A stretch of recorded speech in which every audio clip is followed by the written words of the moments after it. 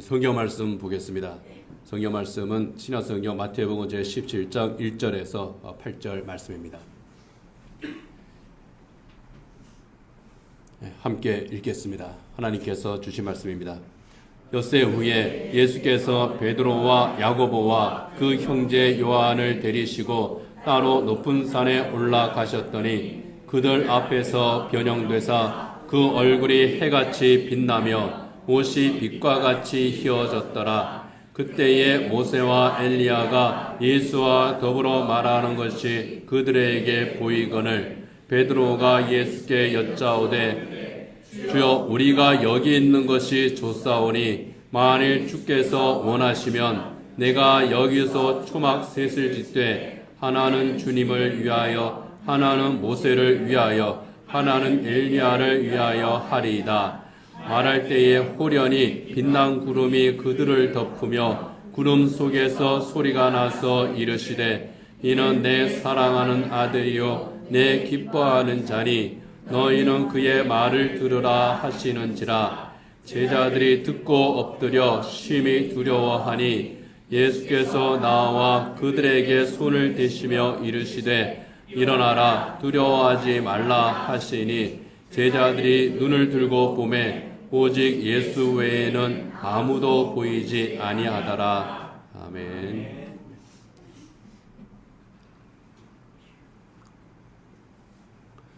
오늘은 제목이 좀 깁니다. 산 위의 영광이 아니라 산 아래 고난의 길을 택하신 예수 그리스도였습니다. 우리 기독교에서 가장 중요한 날을 꼽으라고 하면은 저는 당연히 부활절입니다. 십자가에서 죽으신 예수님께서 부활하심으로 우리의 구원을 완성하신 날이 바로 부활절이기 때문입니다. 그래서 초대교회 때부터 부활절 이전에 그 6주간 동안을 예수님께서 우리의 죄를 대속하기 위해 지신 십자가의 그 고난을 묵상하면서 지내는 경건하게 보내는 그러한 그 전통이 교회에 있었습니다. 그래서 그날의 시작을 회개로 시작을 합니다. 그래서 그것을 죄의 수요일이라 그러는데요. 종려나무 가지를 만든 그 십자가를 태워요. 그리고 그 죄를 이마에다가 바르는 겁니다. 그림에 보면은 이마에다가 이렇게 이제 십자가 표시를 하잖아요. 자, 십자가 이제 표시하면은 여기에 너의 그 죄악이나 너의 허물을 기억해라 하는 그런 의미로서 그 십자가를 이제 그립니다. 그리고 그날부터 40일 동안 예수님의 십자가를 묵상을 하면서 금식을 하고 또 이제 우리 한선이는 고기를 참 좋아하겠는데 그 기간 동안에 고기를 못 먹습니다.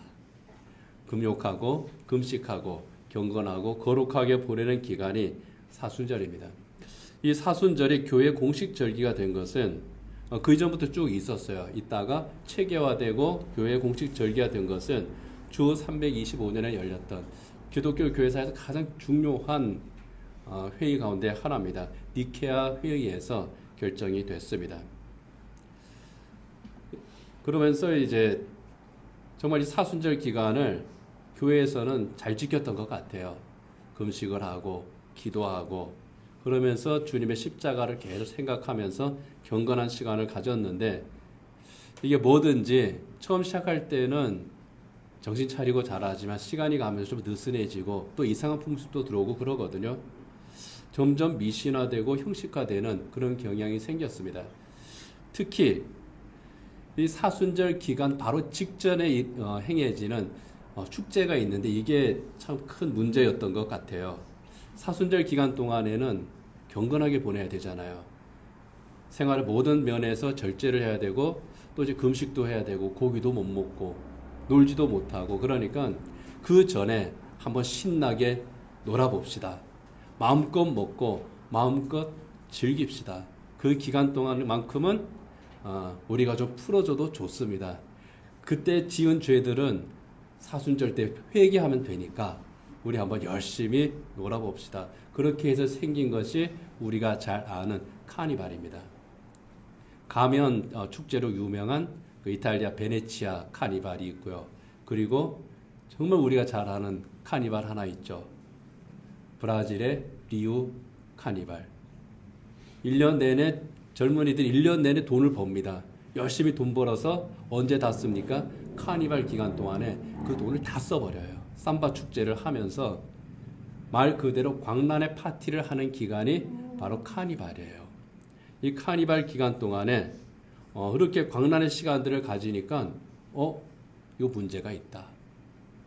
사순절은 형식화되어 버리고 있고 그 전에 카니발을 가지면서 완전히 풀어져 있고 이거는 정말 문제가 있다.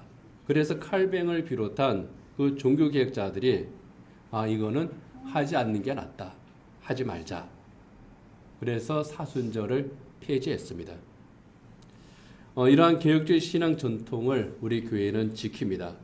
그래서 이 기간 동안에 우리는 고난주간과 부활절 외에 다른 행사들을 가지지 않습니다.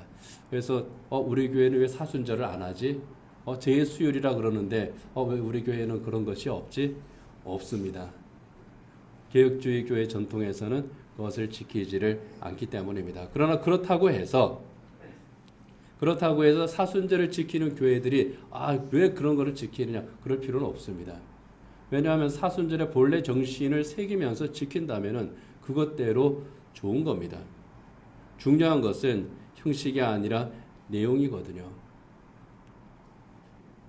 부활절이 가까워지는구나 하는 것을 상기한다는 면에서는 사순절은 유익합니다. 그래서 굳이 사순절이 아니더라도 이제 부활절이 가까워지기 시작하는 때, 올해 부활절은 3월 31일이거든요. 부활절이 가까워지는 그때에 예수님의 십자가의 고난에 대한 묵상을 하는 것 필요합니다. 주님의 십자가 앞에 우리 자신을 내려놓고 한번 성찰하는 시간, 그리고 예수님을 닮기를 힘쓰는 시간, 그리고 좀 더 경건하게 우리 자신의 신앙생활을 또 이제 하는 그런 시간들은 참 중요합니다.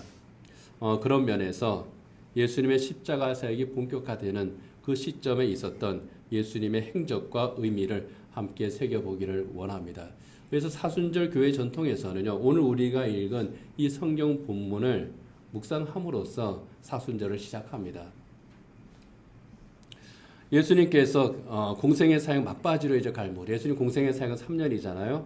그 3년 사역 막바지로 이제 갈 무렵에 예수님께서는 본격적으로 예수님의 죽음에 대해서, 십자가에 대해서 예고하기 시작하셨습니다.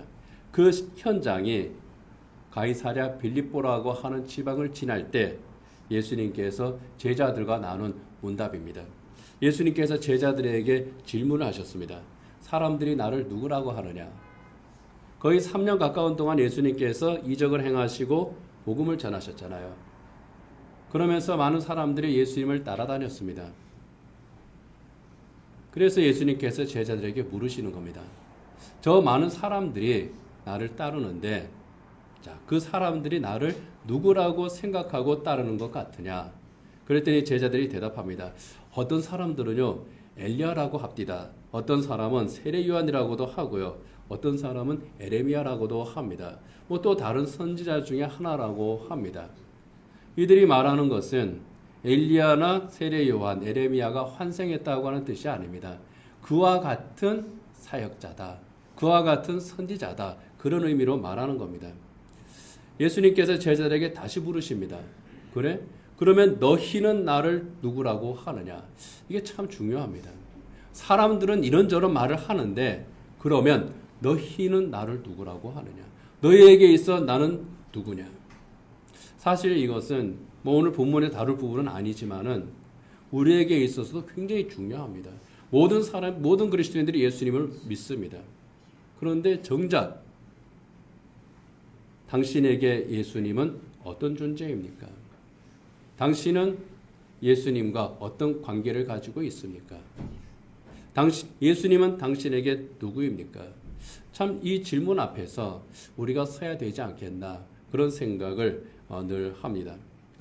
예수님께서 너희는 나를 누구라 하느냐? 다른 사람 생각은 다 알겠다. 그러면 너희는 어떠냐? 그때 베드로가 유명한 대답을 하죠. 마태복음 16장 16절입니다. 같이 읽어보겠습니다. 시몬 베드로가 대답하여 이르되 주는 그리스도시요 살아계신 하나님의 아들이시니이다. 주는 그리스도시요 살아계신 하나님의 아들이십니다.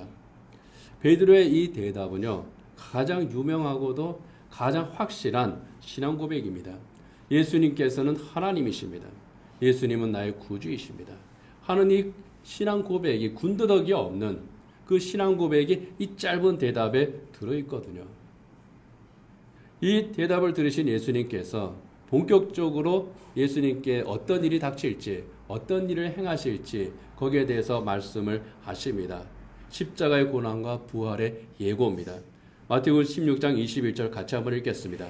이때로부터 예수 그리스도께서 자기가 예루살렘에 올라가 장로들과 대제사장들과 서기관들에게 많은 고난을 받고 죽임을 당하고 제3일에 살아나야 할 것을 제자들에게 비로소 나타내시니, 이때로부터, 이 문답이 있던 바로 그때로부터, 이 신앙 고백을 받은 바로 그때로부터 예수님께서 그 신앙 고백의 대상이고 주인공인 구주 예수 그리스도께서 하실 일에 대해서 제자들에게 말씀을 하신 겁니다.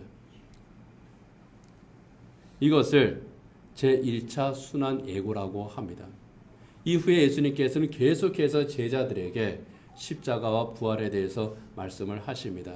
왜 십자가에 달리시는지, 십자가에 달리시는 예수님은 어떤 분이신지 그것에 대해서 하나하나 설명을 해주시고, 또 예수님께서 메시아 되심과 또 재림에 대해서 또 확실하게 해나가시는 것이 이 이후에 일어납니다. 제1차 순환 예고의 말씀을 하신 후에 6일이 지났습니다.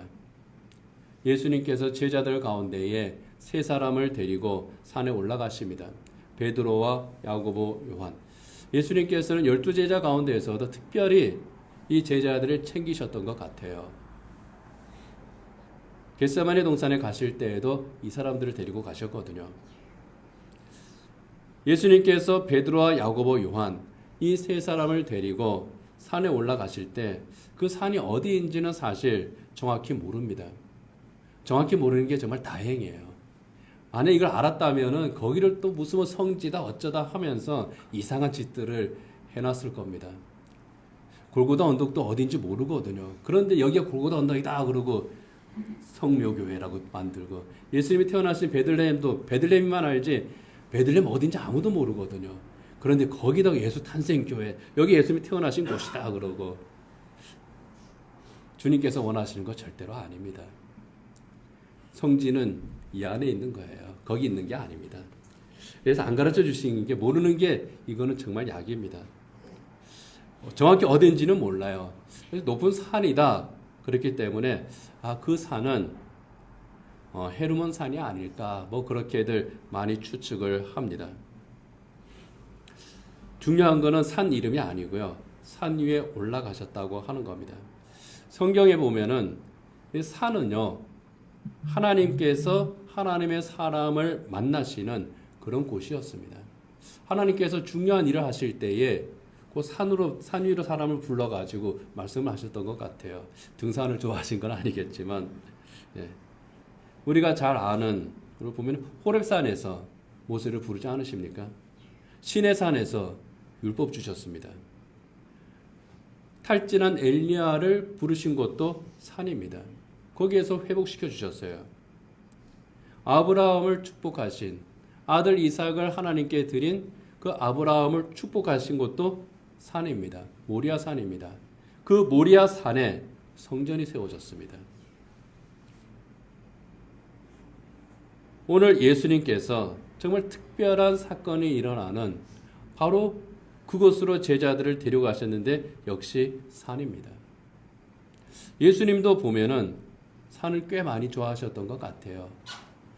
물론 이제 이스라엘에는 아주 높은 산은 그렇게 없습니다. 천국 시민 헌장, 산상수훈이죠. 이것을 가르쳐 주신 것도 어디입니까? 산입니다. 높은 산은 아니고 좀 야트막한 동산 같은 곳이지만 산입니다. 그리고 사역 틈틈이 기도하러 가셨습니다. 그런데 기도하러 갈 때 어디로 가십니까? 산으로 가십니다. 산기도를 좋아하셨던 예수님입니다. 산에서 기도할 때 역사 많이 일어납니다. 저도 산에서 기도할 때 여러 가지 체험을 했고요. 손양원 목사님, 조금 얘기가 옆으로 나가지만 손양원 목사님이 우리는 사랑의 원자탄, 뭐 동양의 성자 그렇게 얘기하지만 본인 스스로 말씀하시기를 젊은 날 손양원 목사님은 성격이 아주 불같고 안 좋으셨답니다. 그런데 사모님하고 대판 싸우고 나서 산에 올라가서 기도하시다가 하나님한테 그냥 꽉 붙잡혔거든요. 성령 충만 은혜를 받으면서 사람이 바뀐 겁니다.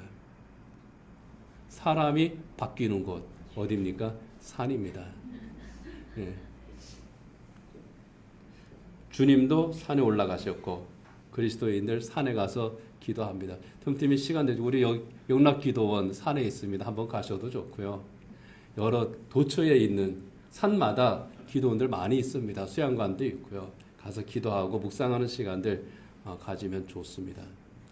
요즘은 또 수양관들의 시설도 굉장히 좋아요.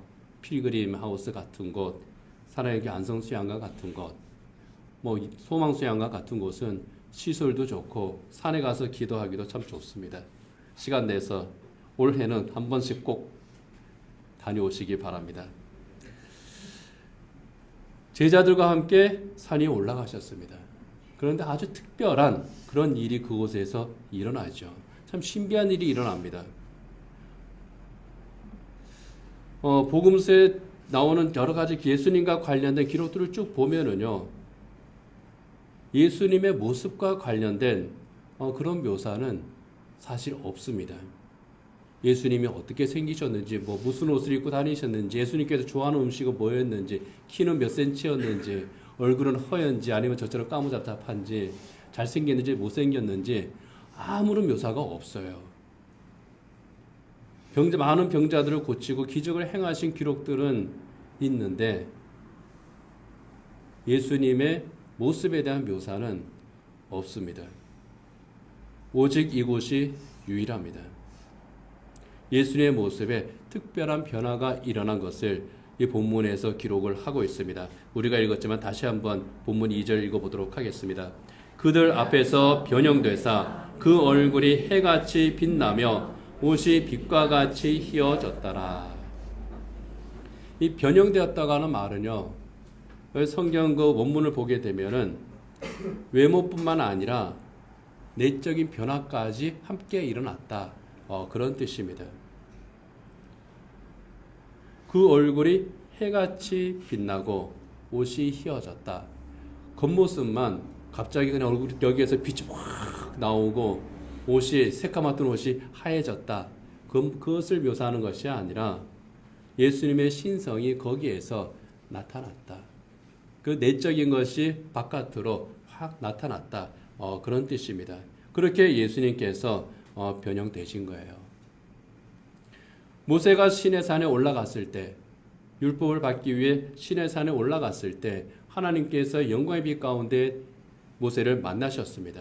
그때 모세의 얼굴에 광채가 났거든요. 사람들이 모세의 얼굴을 보면은 그 광채가, 그 빛이 두려워서 얼굴을 가릴 정도였습니다. 모세 자신이 얼굴을 가릴 정도였습니다. 그보다 더 큰 영광의 빛이 예수님에게서 나타난 겁니다. 예수님의 모습이 영광스럽게 변화한 산이라고 해서 그 산의 별명이 변화산입니다. 예수님의 하나님이심을 그곳에서 증거하신 산인 겁니다. 그리고 또 하나 놀라운 일은요, 모세와 엘리야가 바로 그 현장에 참여한 겁니다. 변화하신 예수님과 대화를 나누는 겁니다. 이걸 제자들이 목격을 합니다. 오늘 본문 3절 같이 읽어보겠습니다. 그때에 모세와 엘리야가 예수와 더불어 말하는 것이 그들에게 보이거늘. 자, 예수님 광채가 나고 제자들이 보기에 와, 희한하다, 놀랍다, 이런 일이 일어날 수는 있겠으나 모세 언제적 사람입니까? 그 당시를 기준으로 했을 때에 1500년 전 사람입니다. 엘리야 그 당시를 기준으로 했을 때에 약 850년 전 사람입니다. 그 사람들이 그 현장에 나타난 겁니다. 더불어 말했다고 하는 것은요, 같이 의논을 했다. 그냥 뭐 간단한 대화를 나누거나 무슨 소리가 들렸다 그런 게 아니라 일종의 의논 장소, 이 슐랄론테스라고 하는 그 헬라어는 같이 의논했다 그런 뜻이거든요. 변화산에서 예수님과 무엇인가 의논했다. 실제적인 참여를 의미합니다. 1500년 전 사람과 850년 전 사람, 그들이 나타나서 예수님과 무엇인가 의논합니다. 예수님께서 변화하신 것도 신비입니다. 그런데 1500년 전 모세, 850년 전 사람 엘리야, 그들이 예수님과 함께 대화를 했다. 이것도 믿을 수 없는 정말 비현실적인 그러한 일이죠. 하나님의 신비입니다. 그렇다면 그들이 예수님과 더불어 말했다고 굳이 여기에서 언급한 이유가 무엇이겠습니까? 뭔가 좀 우리에게 하실 말씀이 있었다면은 거기에서 그 대화의 내용 일부라도 소개될 터인데, 이 변화산 사건이 기록되어 있는 마태복음, 마가복음, 누가복음 어디에도 대화의 내용은 나타나 있지 않습니다. 다만 그들이 예수님과 함께 대화를 나누었다. 우리가 그것을 목격을 했다. 그것만 기록이 되어 있는 겁니다. 이것이 기록되어 있는 그 이유가 여러 가지 있겠습니다만 오늘 한 3가지만 생각해 보도록 합니다. 그 첫 번째는요, 인간은 영적인 존재가 분명하다 하는 겁니다. 사람은 누구나 죽습니다. 그러면 너는 흙에서 왔으니 흙으로 돌아갈지라 하는 그 말씀처럼 이 육체는 소멸됩니다. 그런데 육체는 소멸될지라도 그 영혼은 소멸되지 않는다는 겁니다.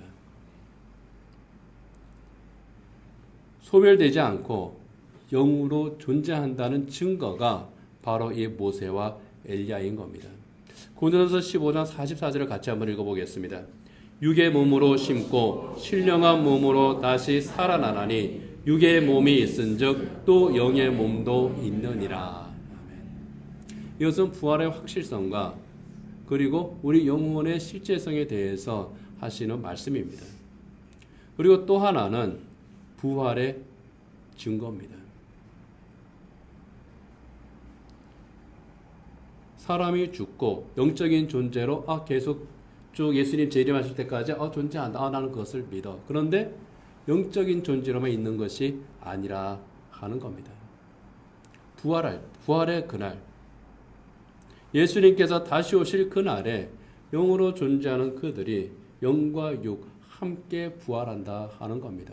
그 증거 중에 하나인 겁니다. 부활장 고린도전서 15장 51절에 52절 또 같이 한번 읽어보겠습니다. 보라, 내가 너희에게 비밀을 말하노니 우리가 다 잠잘 것이 아니요 마지막 나팔에 순식간에 홀연히 다 변화되리니 나팔 소리가 나매 죽은 자들이 썩지 아니할 것으로 다시 살아나고 우리도 변화되리라.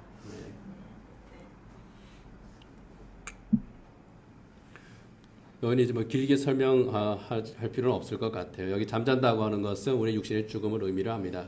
마지막 나팔을 우리 주님께서 재림하실 그때를 말합니다. 진짜 나팔을 크게 불지 아닐지, 그 나팔의 종류가 무엇인지 아닌지 그거는 모릅니다. 그러나 분명하게 주님께서 재림하실 때에 세상 모든 민족이 다 알도록 주님께서 재림하시고 바로 그때 중요한 것은 뒷부분입니다. 죽은 자들이 썩지 않을 것으로 다시 살아난다.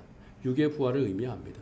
바로 그것처럼 우리의 영과 육이 완전하게 변화를 한다. 다만 그 모습이 우리가 지금 가지고 있는 이 모습과 같을 것이냐 아닐 것이냐, 그거는 아무도 모릅니다. 저는 아니었으면 좋겠습니다. 저보다는 조금 나은 모습. 그러나 알아볼 수 있는, 저는 지금과는 다르나 알아볼 수는 있는 그런 모습으로 주님 앞에 서게 될 것 같고요. 그리고 우리의 세상에서 그 모든 관계들이 우리는 불구대천의 원수로 생각하는 그 관계들도 다 해결된, 정말 그런 관계로 주님 앞에 서지 않을까. 그것이 참된 부활이고 우리의 변화가 아닐까. 뭐 그렇게 이제 생각을 합니다. 중요한 것은요, 썩지 아니할 것으로 다시 살아난다고 하는 이것은 완전한 영과 육의 부활을 의미합니다. 모세와 엘리야가 예수님과 대화를 했다고 하는 것은 그것을 보여주는 일종의 상징적인 사건이다 하는 겁니다. 요즘 말로 하면은 데모 버전, 뭐 그렇게 이해를 하면은 더 쉬울 것 같아요. 그리고 그 부활은 인격적인 부활입니다. 영과 육이 부활한다고 하는 거는요, 단순하게 죽었던 몸이 다시 살아난다. 그 차원문으로만 된다면은 그거는 뭐 사실은 차라리 그런 부활은 안 했으면 좋겠어요. 그런데 영과 육이 함께 부활한다고 하는 거는요, 완전한 인격적인 부활. 그 인격은 어떤 인격이냐? 하나님의 새 사람으로서, 완전한 하나님의 새 사람으로서, 그 하나님의 새 사람의 삶을 우리가 이 세상에서 살아가면서 우리 주님을 향해서 가거든요. 그거를 우리는 성화라고 그럽니다. 그리고 그것이 완성되는 것이 영화입니다. 바로 그것을 향해서 우리가 가고 있고, 그 완전한 하나님의 새 사람으로서 나타나는 것이 우리 영육 간의 완전한 부활, 인격적인 부활이라는 겁니다. 그리고 마지막으로요, 예수님께서 하나님이시다 하는 증거인 겁니다. 모세와 엘리야, 이스라엘 민족에게는요, 아주 특별한 의미가 있는 사람들입니다. 모세를 통해서 하나님은 이스라엘 민족을 하나님의 백성으로 삼으셨습니다. 그리고 엘리야를 통해서 하나님의 살아계심을 증거하셨고요, 또 구원의 메시지를 전하게 하셨습니다. 이런 모세와 엘리야는요, 우리나라 사람들이 누구를 존경하느냐 그러면은 세종대왕입니다, 이순신 장군입니다 하는 것처럼 모세와 엘리야를 가장 존경합니다. 바로 그들이 예수님과 함께 대화를 나눈 겁니다. 하나님의 백성의 대표자들이에요. 하나님의 구원 사역의 대표자들입니다.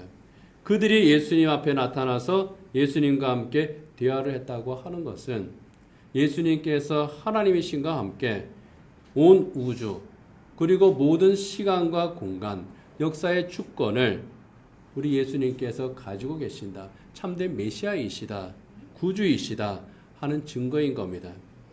그래서 이 놀라운 광경을 목격한 베드로가 자기도 모르게 한마디 툭 내뱉습니다. 마태복음 17장 4절 같이 한번 읽겠습니다. 베드로가 예수께 여쭈어 이르되 주여 우리가 여기 있는 것이 좋사오니 만일 주께서 원하시면 내가 여기서 초막 셋을 짓되 하나는 주님을 위하여 하나는 모세를 위하여 하나는 엘리야를 위하여 하리이다. 베드로 보면 참 멋있는 말 많이 해요. 주는 그리스도 살아계신 하나님의 아들이십니다도 이제 하고요. 만일 주께서 원하시면 여기서 내가 초막 셋을 짓겠습니다. 그런데 누가복음 9장 33절에 보면은요, 똑같은 말을 소개하면서 자기가 하는 말을 자기도 알지 못하더라. 그냥 입에서 나오는 대로 했다는 겁니다. 영광스럽게 변화하신 그 예수님, 그리고 그들이 존경하는 모세와 엘리야 함께하는 그 순간이 어리둥절하기도 하고 감격스럽기도 하고 그러다 보니 제정신이 아닌 겁니다. 그래서 입에서 나오는 대로 일단 말을 합니다. 그래도 참 대견하죠. 내 집을 여기에다 짓겠습니다. 우리 집을 짓고 여기서 같이 지내시다가 아니라 자기 집은 없어요. 예수님을 위해서 한 채, 모세를 위해서 한 채, 엘리야를 위해서 한 채, 여기에서 짓고 더 있고 싶습니다. 또 보면은 베드로가 기특하긴 한 것 같아요. 그런데 예수님께서는 노 하십니다. 그리고 하나님도 노 하십니다. 하늘에서 소리가 들리죠. 마태복음 17장 5절입니다. 같이 읽겠습니다. 말할 때에 호련히 빛난 구름이 그들을 덮으며 구름 속에서 소리가 나서 이르시되 이는 내 사랑하는 아들이요 내 기뻐하는 자니 그의 말을 들으라 하시는지라. 이는 내 사랑하는 아들이요 내 기뻐하는 자니 너희는 그의 말을 들으라. 내 사랑하는 아들이요, 하나님의 아들이시라는 겁니다.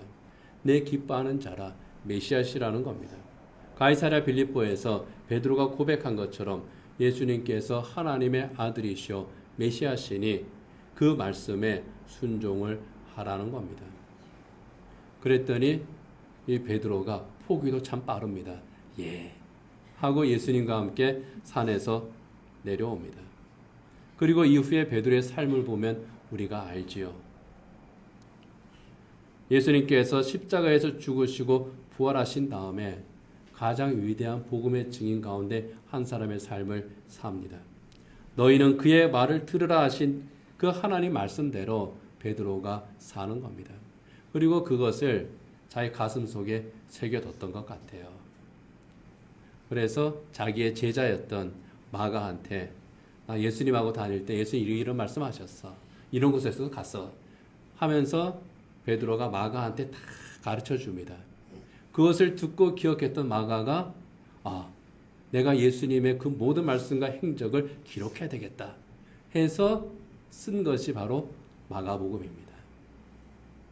그만큼 베드로에게 강렬한 기억이었고 또 베드로로서는 나는 주님 말씀대로 살겠다 다짐을 했던 그런 계기 중에 한 사건인 겁니다. 그리고 예수님께서는 제자들을 데리고 산에서 내려오신 다음에 어디로 가십니까? 예루살렘으로 가십니다. 그리고 예수님께서 가신 그 길은 예수님께서 예고하신 대로 고난의 길입니다. 대제사장과 유대교의 장로들에게 고난을 받고 십자가에 못 박혀 죽으시는 그 순환의 길이었습니다. 본격적으로 십자가 사역이 시작된 겁니다. 영광의 산에서 내려온 다음에 예수님께서 가신 그 길은 고난의 길이었다는 겁니다. 산 위는 영광의 자리입니다. 하나님께서 영광 가운데 임재하시는 바로 그 자리, 베드로가 그곳에 초막을 짓고 그 영광이 계속되기를 원했던 바로 그 자리. 그런데 예수님께서는 아니야, 내 자리는 여기가 아니야. 그리고 영광의 자리에서 산 아래로 내려가십니다. 예수님의 모든 사역이 그렇지 않습니까? 하나님의 아들이신 외아들이신 예수님께서 하늘 보좌에 계시지 않고 이 땅으로 오셔서 사람이 되셨잖아요. 왕궁에 태어나지 않으시고 작은 마을 베들레헴에 짐승 구유에 그 몸을 누이지 않으셨습니까? 예루살렘 성전이 아니라 골고다 언덕에 있는 십자가에서 죽임을 당하셨습니다. 이렇게 낮아지고 고난을 당하신 이유는 무엇이겠습니까? 우리가 너무 잘 알잖아요. 우리의 구원을 위해서입니다. 오직 그 하나 때문에 예수님께서 그렇게 낮아지신 겁니다. 저 하늘에서 땅으로 그리고 산 위에서 산 아래로 성전이 아니라 골고다 언덕으로 우리의 모든 죄를 대속하시고 의롭게 하시고 하나님의 자녀 삼으시기를 원하시는 바로 그 하나님의 사랑에 순종하는 것이 예수님의 목적이었기 때문입니다. 사순절 기간이 시작됐다고 말씀을 드렸습니다. 사순절을 지키는 사람들은 지난 수요일부터 지키고 있습니다. 비록 우리는 금식하면서 또 금욕하면서 사순절을 지키지는 않습니다. 그러나 말씀드린 대로 그 정신을 지키는 것은 좋습니다. 사순절에서는 우리가 자유롭습니다. 그러나 그 정신만큼은 우리가 지키는 겁니다. 경건하게 주님의 십자가의 길을 묵상하는 겁니다. 우리가 너무 바쁘게 살았습니다. 주님을 생각하지 못하고 그렇게 허겁지겁하면서 살다가 오늘 주일이구나. 주일날 그래도 교회 가서 예배해야지. 그러면서 우리가 또 한 주 한 주를 지내고 있을지도 모릅니다. 그 모든 분주함을 좀 내려놓는 그런 시간을 우리가 가질 수 있기를 원합니다. 이 기간만큼은 주님과 동행하는 우리가 되기를 바랍니다. 주님께서 어떤 마음으로 십자가의 길을 가셨을까? 갈릴리에서 유대 광야로 그리고 갈릴리 바다로 그리고 예루살렘으로 예수님께서 그렇게 가실 때에 어떤 마음으로 그 길을 가셨을까? 그리고 그 길에서 우리 예수님께서 제자들에게 하신 말씀들, 그 오늘 우리에게 여전히 주는 말씀들이거든요. 그 말씀들은 무엇인가? 우리가 되새기면서 주님과 함께 동행하는 시간을 가지는 그런 기간이 되어야 하겠습니다. 다시 말씀드리지만은 예수님께서는 산 위에 있는 영광의 자리가 아니라 산 아래에 있는 십자가의 자리로 가셨습니다. 그 길을 택하셨습니다. 바로 그곳에 예수님이 필요한 사람들이 있기 때문입니다. 예수님께서 구원하기를 원하시는 바로 그 사람들, 우리 예수님께서 사랑하시는 하나님의 사람들이 거기 있기 때문에, 바로 우리가 거기에 있기 때문에 예수님께서는 산 위에서 산 아래로 내려오신 겁니다. 산 아래로 내려오신 예수님, 세상 속으로 다시 들어가셨습니다. 만나야 하는 사람들을 만나셨습니다. 그들에게 구원의 복음을 전하셨습니다. 그들의 병을 고쳐주셨습니다. 그리고 육신의 병뿐만이 아니라 영혼의 병까지 고쳐주시죠. 속죄의 사역을 하시고 십자가 위에서 구원의 복음의 열매가 되십니다. 부활의 첫 열매가 되실 뿐만 아니라 복음의 열매가 되시고 열매를 맺으신 우리 주님이십니다. 세상 속에 있는 나를 찾아오셨습니다. 나를 부르셨습니다. 그 예수님과 함께 우리 이 세상 속에서 살아갑니다. 살아갈 때에 십자가의 복음을 기억할 수 있기를 원합니다. 그리고 십자가의 복음을 우리의 삶으로 증명하고 그리고 우리의 입으로 증언함으로써 주님께서 맺으셨고 또 맺기를 기뻐하시는 그 구원의 열매를 맺는 삶을 살아가는 신실한 그리스도인, 바로 그 그리스도인이 저와 여러분이 되기를 원합니다. 기도하겠습니다. 예, 반주해 주시고요. 나를 구원하기 위해서 하늘 보좌에서 이 세상에 내려오신 우리 주님에게 감사하는 그런 기도를 드리기를 원합니다.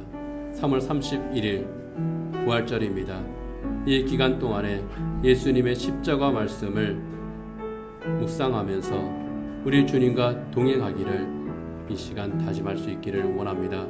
예수님께서 하늘이 아니라 이 땅으로, 산 위가 아니라 산 아래로 내려오셨고 복음을 전하시고 구원의 열매를 맺으신 것처럼 우리 또한 세상 속에서 주님을 사랑하는 사람들이 있는 바로 그곳에서 삶으로 복음을 증명하고 입으로 복음을 증언하는 그리스도인이 되기를, 그래서 생명의 열매를 맺는 우리가 되기를 이 시간 주님 앞에 결단하는 시간을 결단하며 기도하시기 바랍니다.